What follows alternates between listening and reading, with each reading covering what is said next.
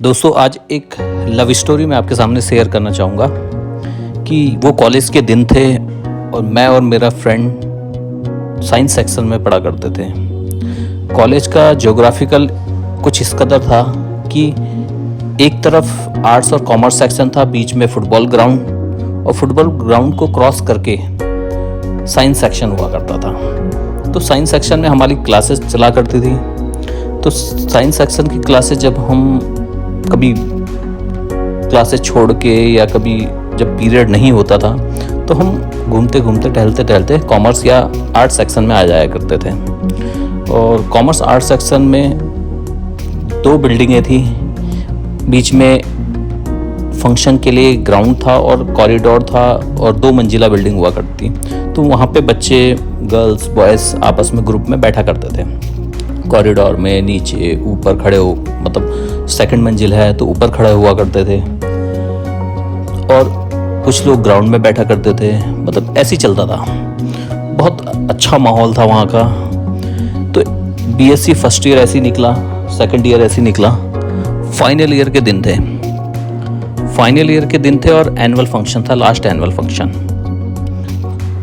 तब क्या हुआ, एनुअल फंक्शन था, मैं और मेरा फ्रेंड हम भी एनुअल फंक्शन देखने गए।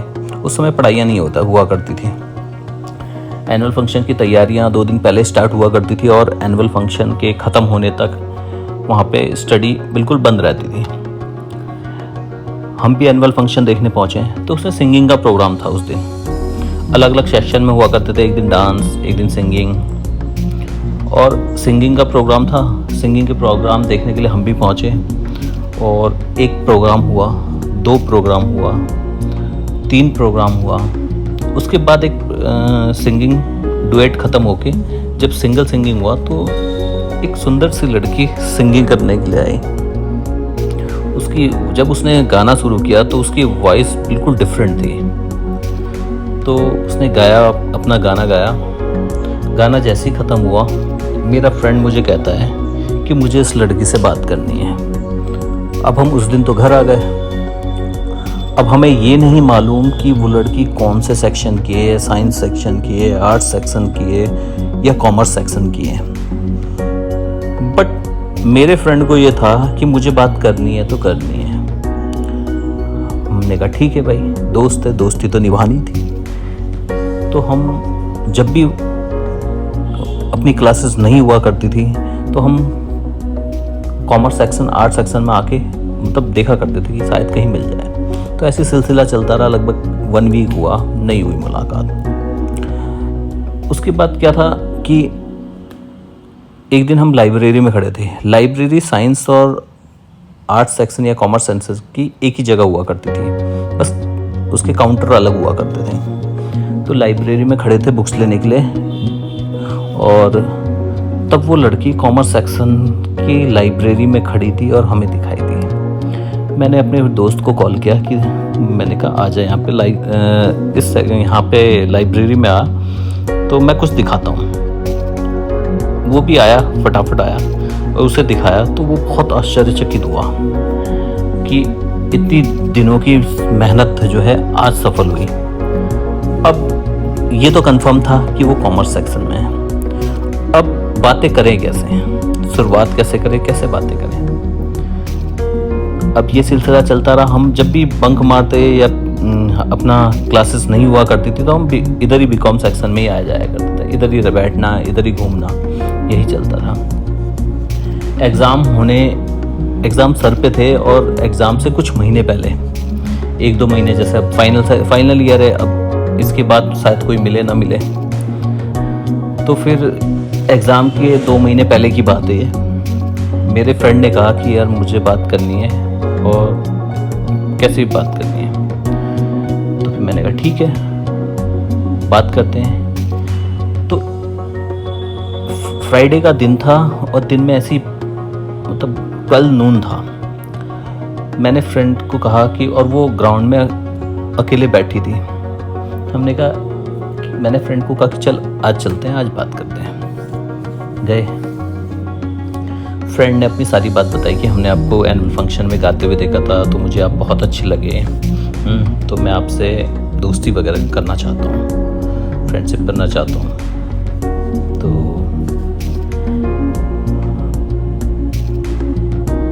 उन्होंने कहा कि फ्रेंडशिप या शादी, तो उन्होंने कहा शादी।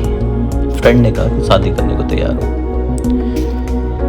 अब उस लड़की ने कहा कि पहले अपने पैरों पे खड़े हो तब मेरे पास आना। ये सुन के मैं और मेरा फ्रेंड एक दूसरे को देखने लगे और कुछ देर के लिए मौन हो गए। हमें समझ नहीं आ रहा था कि हमारे पास क्या कहें, क्योंकि हमारे पास कोई शब्द नहीं थे, ना उनकी बातों का हमारे पास कोई जवाब था।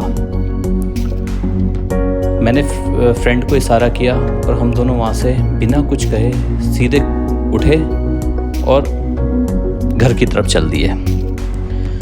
और आप विश्वास नहीं मानेंगे, वहाँ से लेकर घर तक हम दोनों मौन थे, शब्द नहीं थे। घर पहुँचे, वो अपने घर चला गया, मैं अपने घर चला गया। उसके बाद से हम बीकॉम में जाना बंद कर दिया। 2 महीने रह गए थे एग्ज़ाम के, हम साइंस सेक्शन में ही थे, हम बीकॉम में हमने जाना ही छोड़ दिया। फिर क्या हुआ कि एग्ज़ाम कंप्लीट हुए, एग्ज़ाम हुए अच्छे से, दोनों का फाइनल ईयर था, फाइनल ईयर कंप्लीट हुआ, हम दोनों कॉलेज ख़त्म करके अपने अपने फर्दर उसमें आगे बढ़े। मेरा फ्रेंड जो था वो कोचिंग करने के लिए चला गया और वहीं पे उसने पार्ट टाइम की जॉब वगैरह करी और वो कोचिंग करने चला गया। और मैं अपनी दुनिया में, वो अपनी दुनिया में, दोनों अलग अलग जगह चले गए। उसके बाद 1 साल बीता, 1 साल तक कांटेक्ट में था, उसके बाद कांटेक्ट ख़त्म हो गया। उसके बाद 3 साल तक मेरी और मेरे फ्रेंड की कोई बात नहीं हुई। 3 साल बाद उसका अचानक एक दिन फ़ोन आता है। वो कहता है कि यार मैं यहीं आया हूँ, मिलते हैं। मैंने कहा ठीक है, मिल ले। संडे का टाइम था, संडे को मैं भी छुट्टी पे था, मैंने बोला संडे को मिलते हैं। संडे को वो आया, हम दोनों गए, गंगा घाट में बैठे, खाए पिया, खूब मस्ती करी। उसके बाद वो कहता है कि मुझे उस लड़की से मिलना है। मैंने कहा किस लड़की से? कह रहा वही जिसको एनुअल फंक्शन में गाते हुए देखा था। मैं भी बड़ा शॉक्ड हुआ। हमने कॉलेज टाइम में इतना पता कर लिया था कि वो कहाँ रहती है और वो हमसे तीसरे मोहल्ले में रहा करती थी। अब हमें ये नहीं कंफर्म था कि वो अभी भी वहाँ रहती है या वो कहीं और शिफ्ट हो गए हैं। और हम गए वहाँ मोहल्ले में और हमने कुछ दिन देखा तो वो वहीं रहा करती थी और एक प्राइवेट स्कूल में टीचिंग किया करती थी। वो एक इंग्लिश मीडियम स्कूल था जिसकी टाइमिंग मॉर्निंग से लेकर 2 बजे तक हुआ करती थी। सैटरडे को एक ऐसा दिन हुआ करता था जिसमें आधा घंटा पहले छुट्टी हुआ करती थी। तो हमने सैटरडे का दिन डिसाइड किया कि इस दिन उससे मिलेंगे और जो अपनी मन की बात है वो तू कहती हो।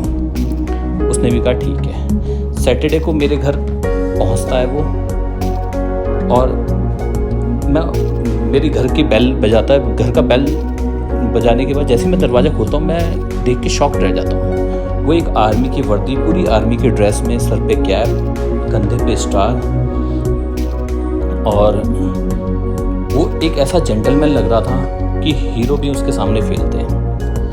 तो मेरे को बड़ा शॉक हुआ। मैंने कहा ये क्या है?